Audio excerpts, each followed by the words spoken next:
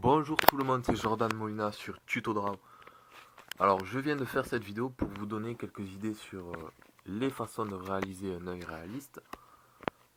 Et cette fois c'est sur papier. Donc j'ai pris, j'ai déjà fait une vidéo sur un œil réaliste, mais sur un logiciel de dessin. Donc en utilisant ma pale graphique. Alors tout d'abord, comme vous voyez, je trace les contours des yeux. Alors cette fois-là, j'utilise un stylo bic. Pour quelle raison? Eh bien, j'avais envie d'essayer. Il n'y a pas vraiment de raison particulière. Je pense que le mieux quand même, c'est d'utiliser un crayon, tout simplement un crayon pour pouvoir l'effacer dans le cas où on se tromperait. Parce que quand on utilise un stylo bic pour faire les contours, il faut bien se dire que ces traits-là resteront définitivement sur le dessin. Donc par rapport au dessin final, il faut savoir si ces traits-là apparaîtront, etc.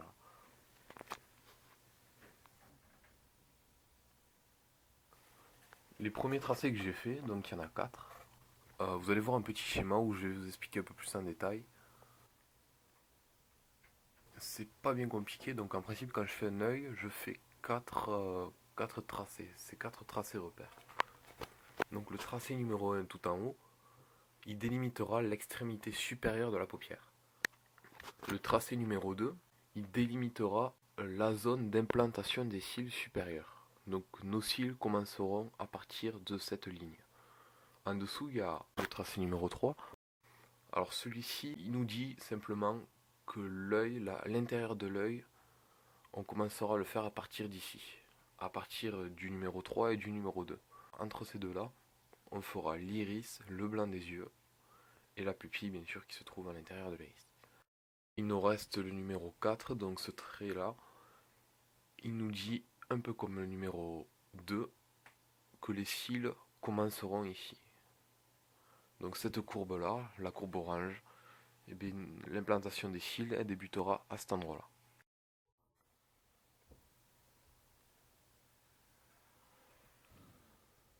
Là, j'utilise un pastel 3B. Ce pastel-là, je vais beaucoup l'utiliser dans mon dessin. Il va me servir surtout à colorier et à ajouter des nuances de gris et de noir dans le dessin. Maintenant, à l'aide du bic, toujours je trace mes contours. Donc là, les contours de l'iris. La grosseur de l'iris, tout dépend aussi de l'angle dans lequel vous voulez représenter l'œil. Je ne pourrais pas vous donner des dimensions exactes pour dessiner cet iris, parce que de toute façon, elles ne sont jamais pareilles. Donc, en principe, c'est pas ce qu'il y a de plus dur de dessiner des proportions de l'œil. Vous pouvez vous aider des images trouvées sur internet. J'ai pas vraiment de conseils, je pense que c'est plutôt avec l'habitude qu'on arrive à faire des proportions correctes. Mais franchement, c'est pas ce qu'il y a de plus dur. Une fois que vous avez tracé le contour de l'iris, à l'intérieur vient la pupille.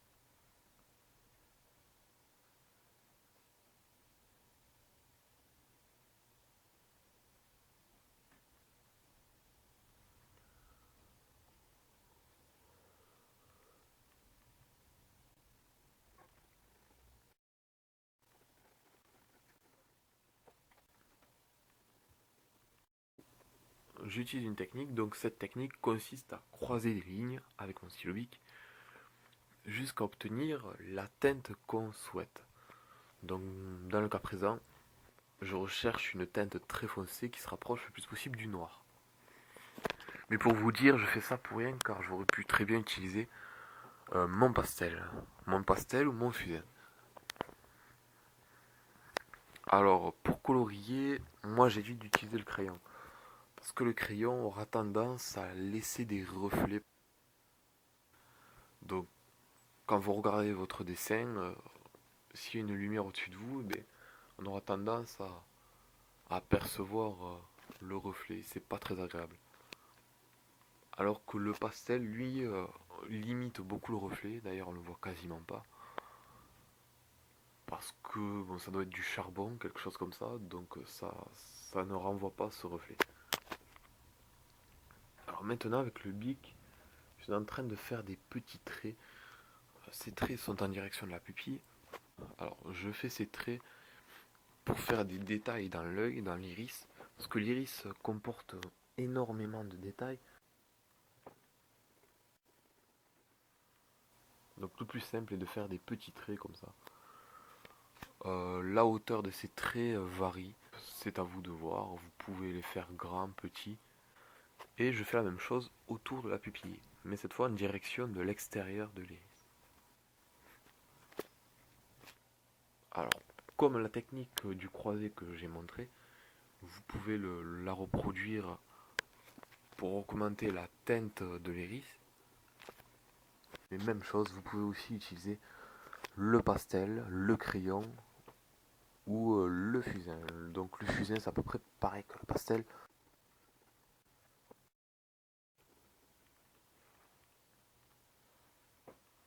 Alors maintenant vient le reflet. Le reflet de l'œil, il n'y a pas plus simple.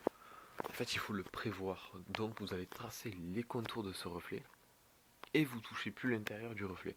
C'est fini. Vous faites votre dessin autour mais vous y touchez plus.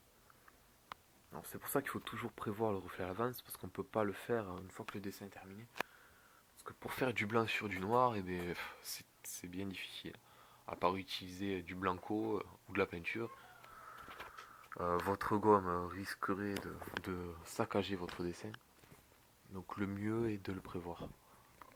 Maintenant, vous pouvez faire quelques détails autour de l'œil que vous n'avez pas fait directement. Alors là, vous pouvez faire sur votre droite, je ne sais plus comment ça s'appelle, mais vous pouvez faire ce détail-là. La caroncule lacrymale.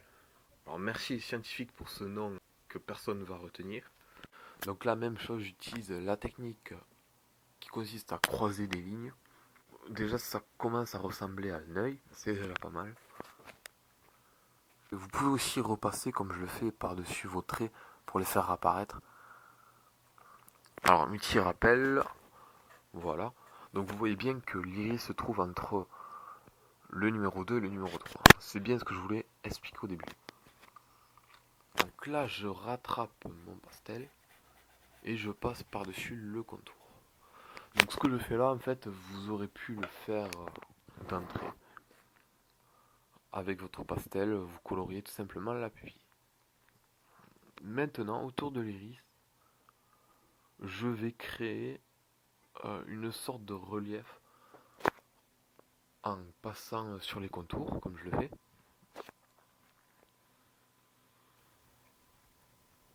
Donc on peut le faire, ça permet de faire ressortir un peu l'œil, donc d'y mettre un peu de relief. C'est très rapide aussi. Là aussi sur le contour tout en haut, je repasse avec mon pastel. Maintenant j'utilise l'estompeur, le fameux estompeur. Alors, vous le savez certainement, l'estompeur est un bout de carton compressé. Vous pouvez en créer avec du papier, donc le papier aussi étale à la manière d'un estompeur.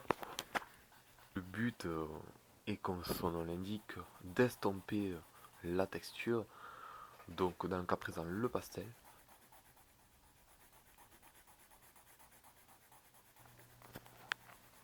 C'est très pratique, après je pense qu'il est quand même assez indispensable pour faire des portraits ou tout ce qui touche le réalisme. Va vous servir aussi à colorier toutes les parties. C'est vrai que ça remplace souvent le crayon en fait. On peut s'embêter à utiliser un crayon pour colorier, mais l'estompeur, comme il absorbe la matière, comme il absorbe le pastel, merde, vous avez ensuite en main un crayon géant qui est très très pratique et qui ne salit pas. Enfin, il ne salit pas votre dessin. Après, c'est vrai que les estompeurs en principe à l'achat, il y a deux côtés. Donc on utilise les deux côtés. Un jour ou l'autre, on s'en mettra partout sur la main. C'est ce que je suis en train de faire. Alors pour la pointée, je n'y comprends rien en fait. Donc si vous connaissez la façon d'appointer un estompeur, dites-moi le. Car je ne sais pas. Voilà. Je le cache pas, je ne sais pas. Car j'utilise un pointe à crayon, ça ne marche pas. Alors là, ne vous souciez pas du problème visuel que vous avez, ce n'est pas votre œil qui vous joue des tours. C'est simplement mon logiciel de montage. Je suis en train de tester quelques fonctions. Voilà.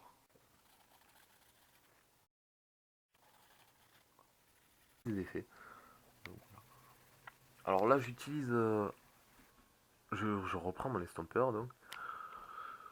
Et je commence à colorier justement le blanc de l'œil. Donc le côté droit, il va être un peu plus foncé que le côté gauche. Alors j'ai fait ça tout simplement parce que le reflet se situe vers la gauche. Donc je joue le jeu. Avec mon estompeur, je vais commencer à repasser par-dessus mon trait numéro 4. Le trait où seront implantés les cils. Parce que de toute façon, les cils ne partent pas, ne débutent pas, ne poussent pas sur un fil de pêche. Donc il faut pas hésiter avec l'estompeur à agrandir ce repère qu'on a fait au début. Alors maintenant, je commence par les cils de la partie supérieure de l'œil. Alors, les premiers cils, ils seront penchés vers le bas. Ils vont être fins. Et plus vous allez avancer, plus les cils vont se recentrer, puis monter vers le haut. Alors, plus les cils seront vers la gauche, plus ils seront grands et épais. Comment s'en souvenir? Eh bien, la partie qui se trouve vers l'oreille, le côté de l'œil qui se trouve vers l'oreille, et c'est ce côté-là où les cils seront les plus grands.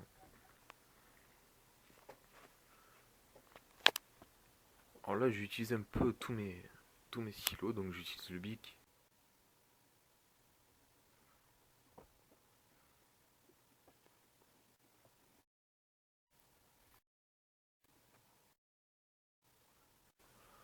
Donc là, je vais reprendre mon pastel et tout doucement tracer mes cils. Donc les cils ne seront jamais droits. Après, les formes elles sont similaires. Après, bien sûr, vous pouvez croiser des cils, en faire des penchés, des tordus.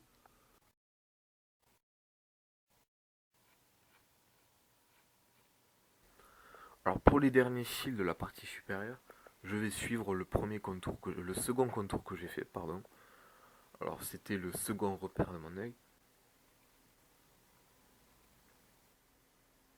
Alors pour les cils qui se situent en bas, ce coup-ci je vais utiliser mon stylo bille. Parce qu'ils sont en principe sont un peu plus fins. Donc je vais essayer de m'appliquer avec.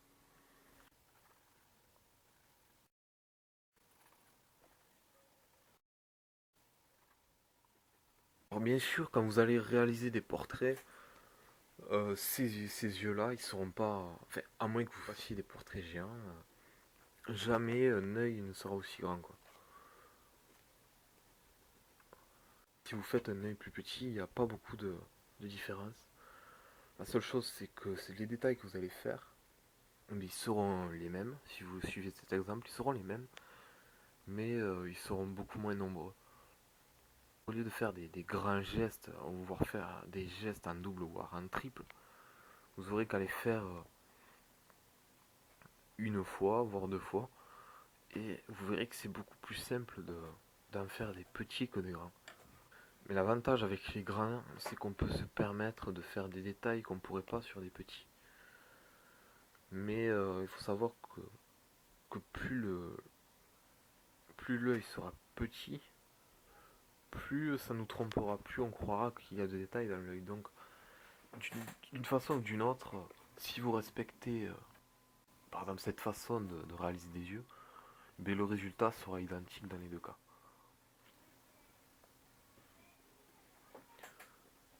Alors là, on en vient à la fin. Alors je voulais aussi dire que les cils, il faut éviter de les faire au début ou pendant qu'on fait, enfin, au milieu du dessin par exemple, parce qu'on risquerait d'être gêné pour faire tout le reste. Par exemple la paupière, s'il y a des cils qui passent par devant, on ne pourra jamais estomper, enfin, on risquerait de saccager tout le dessin. Donc le mieux c'est de les faire comme je l'ai fait à la fin du dessin, comme ça on n'est pas gêné. Là je repasse avec mon estompeur au niveau des cils.